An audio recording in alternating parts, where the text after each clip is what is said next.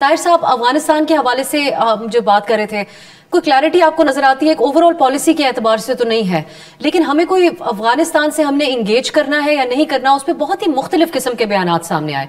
Again مجھے وزیر دفاع کو کوٹ کرنا پڑے گا کیونکہ وہ ریلیونٹ منسٹر ہیں اس حوالے سے۔ انہوں نے کہا پاکستان کے اندر جہاں سے کارروائیاں ہوں گی ہم بھی ان کے خلاف کارروائی کرنے کا حق محفوظ رکھتے ہیں۔ پھر جو کے پی حکومت کے اوپر ایک تنقید تھی کہ وہ اپنا وفد کیوں بھیجنا چاہتے ہیں مذاکرات کے لیے، لیکن پھر پاکستان کے نمائندے صادق خان صاحب امریکی وفد کے وزٹ کے فوری بعد وہ بھی افغانستان جاتے ہیں۔ اس کی جو اعلامیہ سامنے آتا ہے اس میں سیکیورٹی ایشوز کا کوئی ذکر نہیں ہوتا، لیکن راہداری کا، اقتصادی امور کا ذکر ہوتا ہے۔ سو آپ کو پاکستانی حکومت کی اس وقت کوئی پالیسی نظر آتی ہے کہ افغانستان ہمارا دوست ہے، صرف پڑوسی ہے، ہم نے بات کرنی ہے نہیں کرنی، یا ہمارا سب سے بڑا سیکیورٹی چیلنج ہے اس وقت؟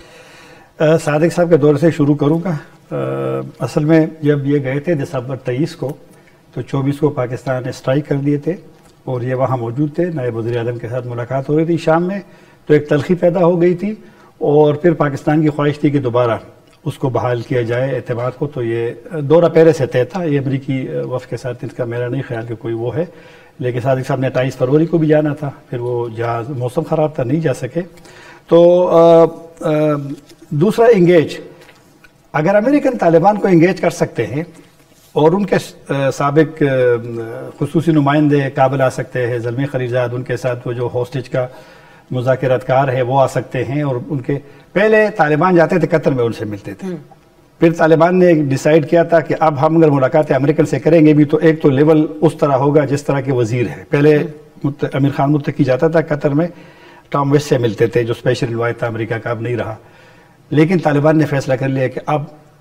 برابری کی بنیاد پہ تو وہ لوگ آ گئے یہاں پہ، لہٰذا وہ اختلاف بھی ان کا ہے، باگرام کی بات کر رہے ہیں، $7 ارب کا جو اسلحہ ہے ان کی واپسی کی بات صدر ٹرمپ کر رہے ہیں، لیکن انگیج وہ رکھنا چاہتے ہیں کیونکہ انگیجمنٹ ہوگی تو معاملات ان کے آگے جائیں گے۔ ہماری کلیئرٹی بالکل نہیں ہے، آپ نے صحیح کہا،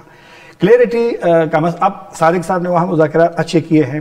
وزیر خارجہ سے ملے، وزیر تجارت سے ملے ہیں، کچھ ملاقاتیں نہیں ہوئی، اب یہاں سے جواب جانا ہے جو وہاں پر ایک مفاہمت ہوئی ہے۔ ٹی پی سب سے بڑا مسئلہ تھا ایجنڈے پہ، یہ اگر بیان میں نہیں آیا تو فوراً یہ دونوں طرف سے اعلامیہ میں یہ بات نہیں آئی، افغان حکومت کے اعلامیہ میں بھی نہیں آئی۔ ٹی پی پہ ڈسکشن ہوئی ہے، جو میری یہاں اور کابل میں بات ہوئی ہے، وہ لوگ کہہ رہے ہیں کہ ان کو وقت دیا جائے اس مسئلے کے حل میں۔ بلوچستان پہ بات ہوئی ہے، BLA پہ، BLA کا ممکن ہے کہ پاکستان کو کچھ نہ کچھ وہاں سے تعاون ہو، کیونکہ BLA کے لوگ کا جس طرح کے دانیہ صاحب نے کہا کہ وہ الگ ایشو ہے، آپ نے بلکہ کہا، اور TTP کا الگ ایشو ہے، تو شاید کہ کچھ نہ کچھ ان کو وہاں سے ملے۔ لیکن مسئلہ اب یہ ہے سیکیورٹی کا، بار بار ذکر ہو رہا ہے، افغان طالبان نے صادق صاحب کی ملاقات میں ان سے یہ کہا ہے کہ آپ کی فوج بھی بڑی ہے، آپ کے پاس ڈرون طیارے بھی ہیں، آپ نے باڑ بھی لگائی ہے، آپ کے پاس ایک قوت اور پاورفل فوج ہے، تو آپ ہم سے جتنا مطالبہ کرتے ہیں آپ خود یہ کام کریں، ان کا راستہ بھی روکیں، ان کو ڈرون سے اسٹرائک بھی، مطلب ہے کہ آپ یہ کام کراس بارڈر اسٹرائک کے لیے وہ راضی ہیں، مطلب ہے کہ ان سے کہا ہے کہ بھائی اگر آپ کے پاس اتنی قوت ہے، آپ کی فوج اتنی بڑی ہے، آپ نے اربوں روپے پہ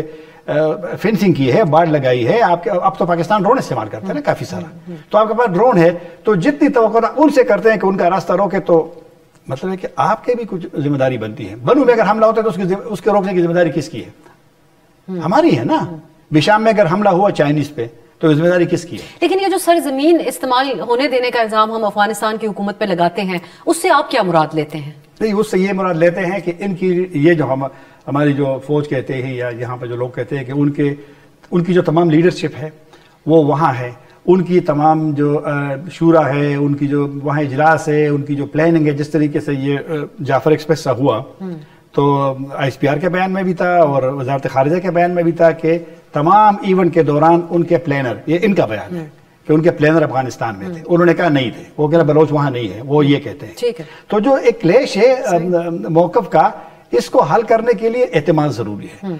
وزیر دفاع کے بیان کا آخری نقطہ جو تھا، جتنی غیر ذمہ داران ہمارے کچھ وزراء ہیں، میں بڑی بدقسمتی سے کہہ رہا ہوں، میں آپ کو ایک چھوٹی سی مثال دیتا ہوں۔ یہ کہہ رہے ہیں ہم اسٹرائک کریں گے، تو اگر اسٹرائک آپ نے کرنی ہے تو اس کو پہلے سے ڈنڈورا کیوں پیٹتے ہیں؟